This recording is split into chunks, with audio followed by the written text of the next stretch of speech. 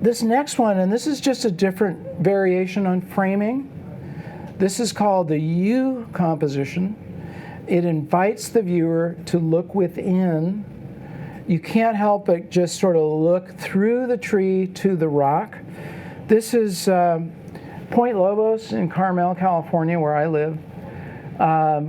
Right where, if anybody here is familiar with Edward Weston, his work, fantastic photographer. He actually shot in this location. His house is a mile away from this particular spot. But U-shape is really cool when you see it because you can guide the viewer to look. And I have more examples of this in the book. What I'm showing you, I'm just sort of summarizing most of them to one or two things. Triangular composition provides stability and strength. And you'll see in a minute that this was a compositional format used over and over by classical artists. So this is Half Dome in Yosemite, which is very triangular, as you can see. You get that feeling when you're there that this thing is not going anywhere. It's been photographed a lot by many great photographers. I still try to come away with my own unique photograph of it. This one happened to be taken last fall, and the colors, you know, that orange glow and the dark in the sky there was because we had in California, we had a lot of wildfires last summer. You guys probably heard about that. It was not a good year for California with these fires, I got to tell you. But it paid off in terms of giving us a beautiful warm glow. But the smoke was so thick the days before this, you couldn't actually see Half Dome. It was like this blurry thing. Fortunately, it cleared up, and I, again, was taking a picture with the sun going down. Instead of turning this way and shooting at the sun, I turned that way and shot the sun bouncing off Half Dome. Now, here's some other classical examples of triangular composition. This is Rembrandt. He used it over and over again. There's a feeling of unity and strength with this couple. And it's a portrait of a couple. That's the title of this. He brought them together, obviously very purposefully, with this triangular composition, and it gives that strength. This is a great thing you can remember in your portraiture as well. And here's a classic example, the Mona Lisa. Now this is interesting because this is a photograph of the Mona Lisa taken by this photographer here sometime, they don't know exactly when, somewhere between 1850 and 1880. But there's the Mona Lisa with the classic triangular composition. Leonardo da Vinci used geometry over and over and over again in his work. And again, I'm going to say it again because this is so important, that the basis of photographic composition you have to go to the roots of classical painting and drawing. And when you do, you find a wealth of understanding. Where I actually first started really hearing this was when I was interviewing so many different photographers. I did over 1,000 hours of interviews with various different photographers. One of them was a young photographer named Joey L. You may or may not have heard of him. He's from New York. Incredible photographer. He got his big break when he was 16 years old, photographing the first Twilight film. They always have a still photographer on set, and he, at 16 years old, got that gig. Pretty amazing. His work is phenomenal, and I have examples in this book. But I asked him about his composition and his lighting, and he said the way he learned was by going to museums and studying the works of masters. Bob Holmes said the same thing. Many different photographers said the same thing. And especially here in New York, we have so many great museums. And I say go to museums because it's not enough to just look at this art online. Look at it in real life if you can, at least in a book where you see a good reproduction. Get off the computer, see it, see how that painter used the canvas, because that's just like using your frame. And you're going to get inspired. I really recommend that. Spend a lot of time at museums looking very closely at how they composed it. You can also look at their lighting techniques, and you can see a lot of other things. But we're just talking about composition now, so look at it in terms of, oh, okay, there's a triangle, or there's another tool, you know, that I go over in the book. This is another example of triangular composition. In this case, this is called a flat plane triangle.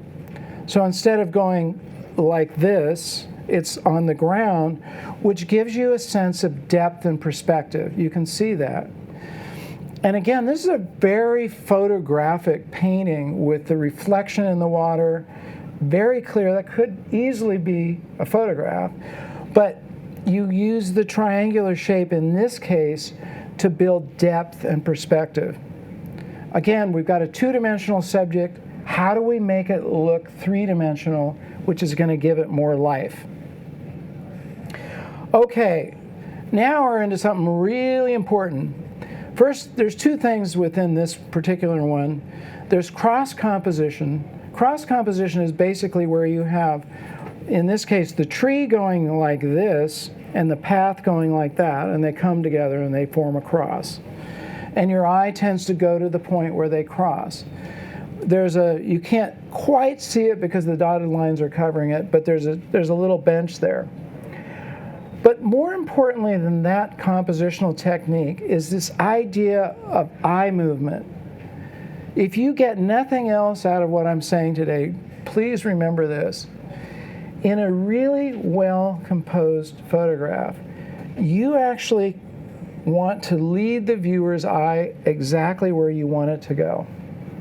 In this case, it's almost like how that path, you wouldn't want to have people just, there's beautiful plants in this garden. You wouldn't want them just be stepping all over the plants and getting things muddy and torn up. So you make a beautiful path for them to follow. And your eye should do the same thing. You want it to lead into the photograph and lead out. That's going to give a very satisfying feeling to your viewer. And these tools that I'm giving you are really techniques to master that and to lead your viewer's eye. I gave you one example of you don't want to put things in your photograph that are going to distract. Now, I'm asked to critique photographs, and probably one of the most common things that I say, and I try to say this politely and nicely, is, look, I don't know what you want me to see. I see somebody on a bicycle over here, and over here I see a guy selling hot dogs. What's the picture about? Is it about the guy on the bicycle or the guy selling hot dogs? So make it really clear. So if it's about the guy with hot dogs, don't put the guy on the bicycle in there. If it's the guy on the bicycle, get rid of the guy on the hot dog stand. Do you see what I mean? Unless you blur this guy out, which is fine, because then I know you want me to look at the guy on the bicycle. But if they're both in focus and they're both sort of to my eye, has anybody ever seen photographs like this? Okay, well, it's confusing because you don't know where do you want me to go? What do you want me to see? So make it easy for your viewer, make it clear, and get rid of things that don't need to be there. Probably one of the simplest things that you can do to improve your composition is get rid of things that shouldn't be there or don't need to be there because they don't add to the photograph. This is another technique. It's using contrast in your image. So in this case, these are two boys on a path. I was in Mexico, way, way, way, way in the remote regions of the Sierra Madre, which is, in this case, about a 4-day by foot hike from Mazatlan, actually a day's Jeep ride from Mazatlan and 4 days by foot. So I was pretty far away in Mexico. And I just came upon these boys who were walking on the path. So the contrast helps lead your eye to them. The contrast of their white shirts against the darker background and the other boy's hat, it kind of just leads your eye there. Contrast is very powerful. We all seem to love that feeling of opposing. That's why in movies, you always have this storyline always has to have some kind of compositional stress and strain in it. Not so much composition, but story composition in terms of how you're playing it out. Will the guy make it in time? There's that uncertainty, and there's two things coming together. In this case, it's the white against the darker background that is a compositional tool. Whenever you can find contrast in an image, go for it. Okay, pulling back to tell a story. Now, the slide before this in the book, the section in the book before this, is talking about moving closer. Too many photographers stand too far away from their subject. And one of the things you'll see with pro photographers is they move around a lot. Don't be afraid to move. Your best friends are your feet. Take a few steps in closer, and I bet you're going to get a better photograph. Don't be timid. Newer photographers tend to be kind of shy and timid and don't want to sort of move in towards their subject. You got to get over that. You got to just be willing to move in tight, and in this case, just the opposite, pull back to tell the whole story. Now, I had to pull back because that's as close as I could get to them. There was something intervening here. But if I'd gone really close to them, it would be a really different photograph. It might have worked, I don't know. But in this case, I think the feeling of space and the sunset going down just helps you tell a story of a dad and a son looking at this gorgeous sunset in the California coast. Steve McCurry, fantastic photographer. This is a tip from him. This is not his photograph, this is my photograph. But this particular tip comes from something I learned from Steve McCurry. Is you place the dominant eye in the center of your photograph. And it has a really powerful effect. As you move around, that eye has a feeling like it's following you. You can try it. And it's a pretty cool compositional technique. So this goes completely against the rule of thirds, doesn't it? Because you can't use that rule and still have the person's eye right in the center of the photograph. It doesn't work that way.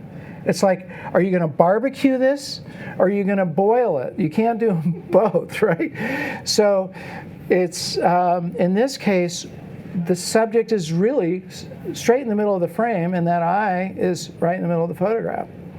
That happens to be my grandson enjoying a strawberry. You can see how it's a lot of strawberries discolored his hands, his fingers, and he's got these strawberry pips on there. But it's those eyes. That comes from my wife, his grandma, these beautiful, deep blue eyes that are just really penetrating. The funny thing is, he really doesn't like to have his photograph taken, so for some reason, I got him at the right moment, and he looked right at me with those piercing eyes. In my course, The Secrets to Amazing Photo Composition from the Masters, you're going to learn that every picture tells a story, but how do you tell yours? You're going to learn composition secrets that the master artists have used for centuries. You're going to learn how to pull your viewer into the center of interest of your photo, and how to use contrast to build excitement. What are the many different ways to frame your image? And how mood lines can affect your photo? Hey, what happens when you use the wrong mood to tell your story? And what really happens when you use the right one? I give you 83 composition techniques and how you can use them like a great chef uses recipes to create amazing meals. Jump on board with this course right now. You're going to love it.